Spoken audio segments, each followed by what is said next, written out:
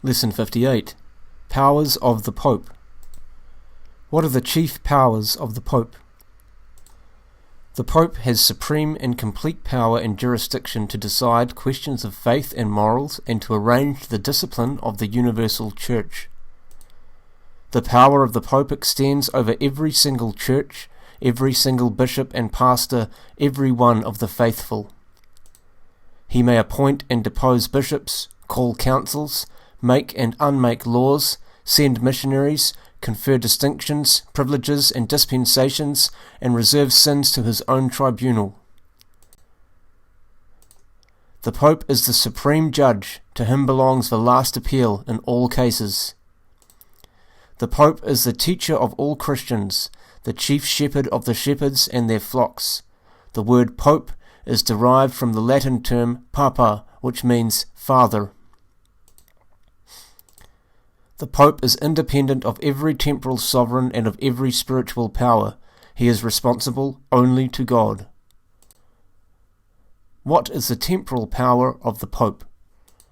The temporal power of the Pope is his power to rule an independent state as sovereign, free and independent from other earthly sovereigns.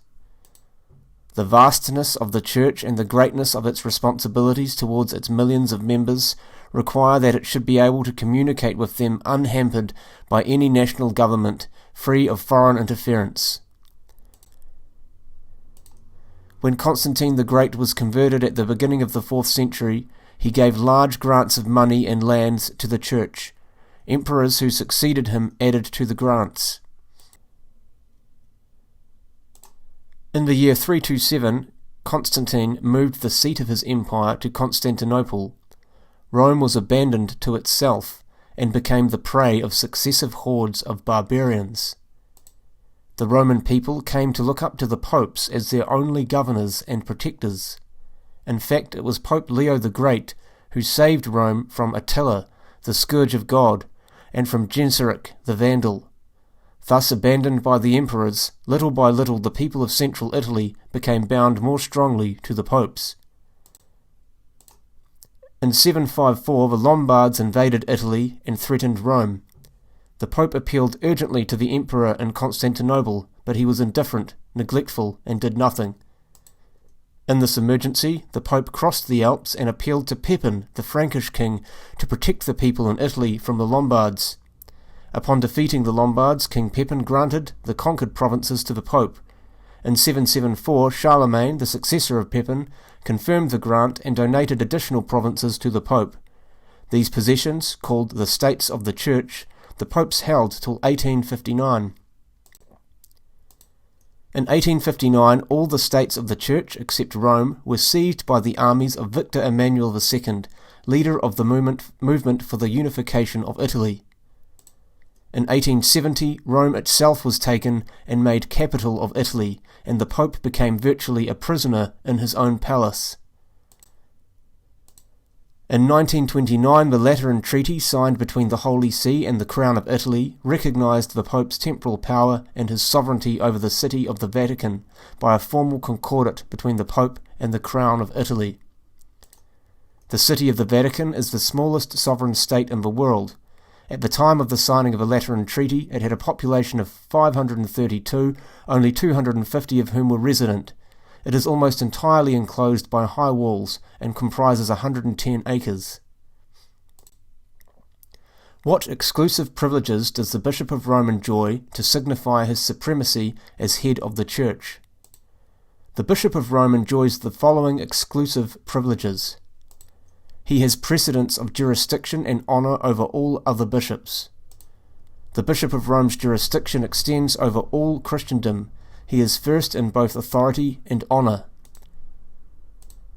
He enjoys the exclusive titles of Pope, Sovereign Pontiff, Roman Pontiff, Holy Father, His Holiness, Vicar of Christ, Father of Christendom, but he calls himself the servant of the servants of God. Because of the words of our Lord to Peter, Blessed art thou, we address the Pope Beatissime Pater, Most Holy Father. The office is called the See of Peter, Holy See, or Apostolic See, or the Chair of Peter. The Pope is called from his see the Pope of Rome, and the Catholic Church under him is often called the Roman Catholic Church. He assumes a new name upon his election, as St. Peter was given a new name by our Lord. From the 10th century, it has been the custom to choose the name from those of previous popes, St. Peter's being accepted out of reverence. He wears the tiara, a triple crown, the symbol of his preeminence in the threefold office of teacher, priest, and pastor. He wears a cassock of white silk, uses white silk shoes, and a crosier mounted by a cross. He issues medals, confers knighthood. He sends ambassadors. He has a gold and white standard. Consistories. The College of Cardinals is the Senate of the Pope. As principal advisers and helpers, the cardinals assist the Holy Father in the government of the Church. After the Supreme Pontiff, the cardinals have the highest dignity in our Holy Mother Church. Consistories are assemblies of cardinals presided over by the Pope. There are three kinds: secret, with only the Pope and cardinals present; public, attended by other prelates and lay spectators; and semi-public, attended by bishops and patriarchs. At the secret consistory, the Pope delivers an elocution on religious and moral conditions throughout the world, sometimes seeks the opinion of the cardinals on the creation of new cardinals, gives the cardinals' ring, appoints bishops, archbishops, and patriarchs, makes ecclesiastical transfers, divides or unites dioceses, and asks for a vote on a proposed canonization. At the public consistory, the Pope bestows the red hat, hears the causes of beatifications and canonizations. At the semi-public consistory, the propriety of a proposed canonization is decided.